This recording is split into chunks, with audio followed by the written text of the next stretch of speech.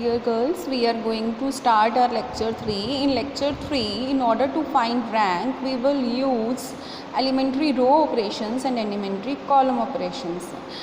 आप सबको elementary row operations और एलिमेंट्री कॉलम ऑपरेशंस के बारे में बड़ी अच्छी तरह से पता है, बिकॉज़ आप सबने ये यूज़ किए हैं +2 में इन्वर्स पता करने के लिए और डिटर्मिनेंट को सॉल्व करने के लिए प्रॉपर्टीज़ वाली एक्सरसाइज में ना।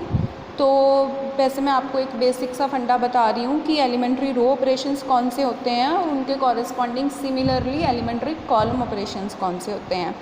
The first elementary row operation is that we can multiply any row by a scalar number. That means Ri will be changed to KRI.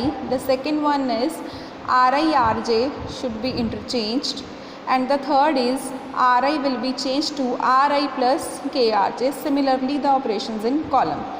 अब अगर ये बात करें एलिमेंट्री रो ऑपरेशंस और एलिमेंट्री कॉलम ऑपरेशंस की, तो अगर हम किसी डिटर्मिनेंट के ऊपर इन ऑपरेशंस को अप्लाई करते हैं, तो आपने पढ़ा था +2 में कि अगर हम डिटर्मिनेंट के ऊपर एलिमेंट्री रो और कॉलम ऑपरेशंस अप्लाई करते हैं तो उस मैट्रिक्स का डिटर्मिनेंट जो है वो सेम रहता है. यानी कि अगर मैं किसी मैट्रिक्स का डिटर्मिनेंट 5 आ रहा है, अगर मैं उसे सिंपली सॉल्व करूँ और अगर मैं उसे रिड्यूस करके सॉल्व करती हूँ एलिमेंट्री रो ऑपरेशंस और कॉलम ऑपरेशंस लगा के, तो भी उसका जो डिटर्मिनेंट है वो 5 ही आएगा. ये हमने +2 में किया था.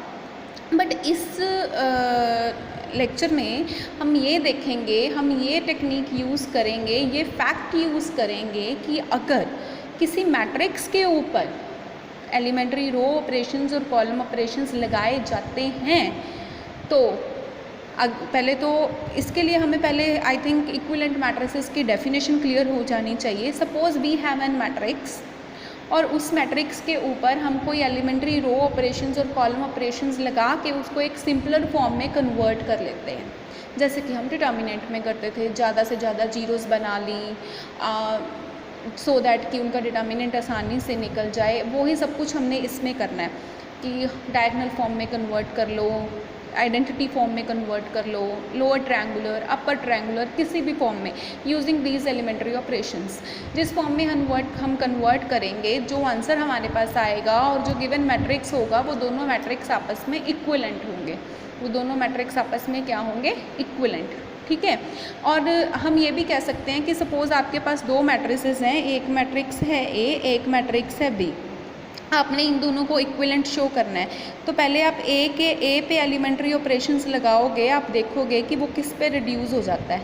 बी पे एलिमेंट्री ऑपरेशंस लगाओगे और देखोगे कि वो किस पे रिड्यूस होता है. अगर दोनों सेम चीज़ पे रिड्यूस होते हैं तो ए और बी इक्विवेलेंट होंगे.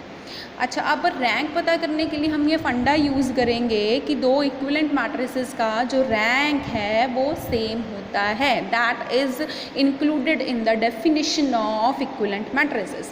When an elementary transformation is applied to a matrix, there results a matrix of the same order and of the same rank.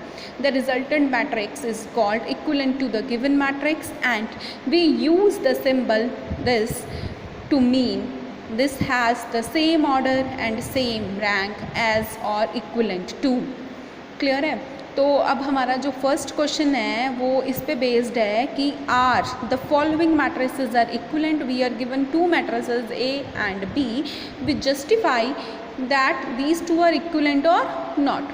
सबसे पहले तो ये मुझे ए मैट्रिक्स दिया हुआ है. हमारा फर्स्ट स्टेप यही होता है कि फर्स्ट एलिमेंट को फिक्स रख लें और उसके नीचे वाला जो एलिमेंट आ रहे हैं सारे फर्स्ट रो के फर्स्ट एलिमेंट के नीचे वाले, मतलब कि हर रो के फर्स्ट एलिमेंट को 0 बनाने की कोशिश करें. ये हमारा फर्स्ट स्टेप होता है जब भी हमने एलिमेंट्री रो ऑपरेशंस लगाने होते हैं या इन्वर्स निकालना होता है या हमने रैंक भी निकालना है.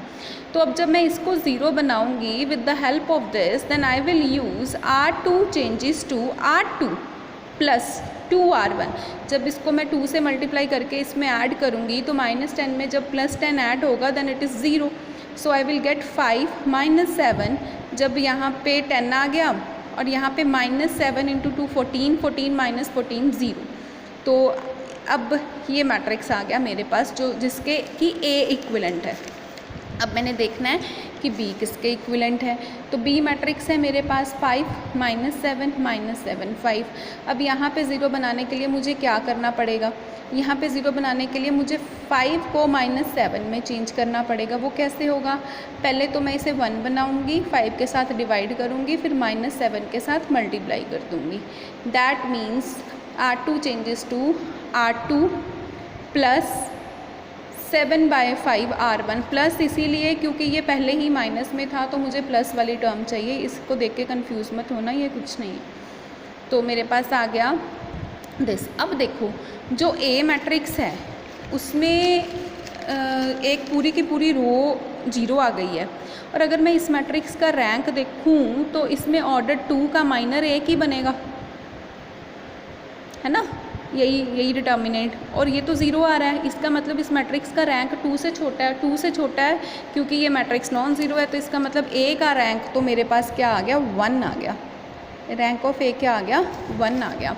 अब अगर मैं बी मैट्रिक्स देखूं तो बी मैट्रिक्स का जो डिटर्मिनेंट आया है, जिसके बी इक्विवेलेंट आया, वो डिटर्मिनेंट नॉन ज़ीरो आ रहा है ना। Determinant of equivalent matrix to B is non zero. इसका मतलब रैंक ऑफ बी जो है वो इसके ऑर्डर के बराबर आ गया, 2 के बराबर आ गया। अब दो मैट्रिसेस तो तब इक्विवेलेंट होते हैं जब उनका ऑर्डर भी सेम हो और रैंक भी सेम हो। अब ए का रैंक 1 आ गया, बी का रैंक 2 आ गया, इसका मतलब ये दोनों मैट्रिसेस आपस में इक्विवेलेंट नहीं है। हाँ जी, next question, using elementary operations find the rank of this matrix. अब मुझे इस मैट्रिक्स का रैंक पता करना है एलिमेंट्री ऑपरेशंस लगा के। बड़े आसान है, पहले मैं 2 रो ऑपरेशंस लगाऊंगी, फिर 2 कॉलम ऑपरेशंस लगाऊंगी। मतलब पहले मैं रो यूज़ करके ये वाले दोनों एलिमेंट्स को 0 बनाऊंगी, फिर यहाँ पे जो एलिमेंट ये कॉलम बच जाएगा ना जिसमें ये 2 ज़ीरोज़ आ जाएंगी, इसको यूज़ करके इन दोनों को 0 बनाऊँगी। सबसे पहले देखो मुझे यहाँ पे 0 बनाना है, तो इसको 4 के साथ मल्टीप्लाई करके माइनस करना पड़ेगा। ये मैंने ऑपरेशन लगा दिया। यहाँ पे 0 बनाना है तो इसको 3 के साथ मल्टीप्लाई करके माइनस करना पड़ेगा। ये मैंने ऑपरेशन लगा दिया। मेरे पास ये मैट्रिक्स में कन्वर्ट हो गया। अब देखो इस पूरी रो में से -3 कॉमन आ रहा है, इस पूरी रो में से -2 कॉमन आ रहा है, तो मैंने ऑपरेशन लगा दिया। R2 changes to -1/3 R2, R3 changes to -1/2 R3। तो मेरे पास ये बन गया, मैट्रिक्स कन्वर्ट हो गया। ठीक है, अब मैंने 0 बनाना है यहाँ पे और यहाँ पे, तो मैं अब करूँगी क्या करूँगी, मैंने इस रो में से ये वाली रो माइनस कर दी। That means R3 changes to R3 - R2, तो मेरे पास ये वाला मैट्रिक्स आ गया। अब इसके बाद मैं क्या करूँगी, इसके बाद मैंने जस्ट अ मिनट, मैंने क्या किया, मैंने इसको यूज़ करके इन दोनों को 0 बनाना है। तो इन दोनों को 0 बनाने के लिए मैंने कॉलम फर्स्ट को यूज़ किया, C2 चेंज कर दिया C2 - 3 C1 में, और C3 चेंज कर दिया C3 - 2 C1 में, जिससे कि मेरे पास ये मैट्रिक्स बन गया। अब A इसके इक्विवेलेंट आ गया। अब मैं इस मैट्रिक्स का रैंक निकाल लूँगी तो मेरे पास A का रैंक आ जाएगा। इसका रैंक निकालना बहुत आसान है। ये मैट्रिक्स 3x3 ऑर्डर का है, तो अगर मैं इसका 3x3 का माइनर देखूँ तो इस मैट्रिक्स का डिटर्मिनेंट होगा वो 0 होगा, क्योंकि इसकी थर्ड रो कम्प्लीटली 0 है। तो अब ऑर्डर 2 के माइनर अगर मैं देखूँगी तो एक माइनर ये वाला एग्जिस्ट ऐसा कर रहा है जो नॉन ज़ीरो है, सामने ही दिख जाएगा आपको। तो इसका मतलब इस मैट्रिक्स का रैंक कितना आ गया, 2 आ गया। सो दैट मीन्स A का रैंक भी कितना आ गया, मेरे पास 2 आ गया। Thank you.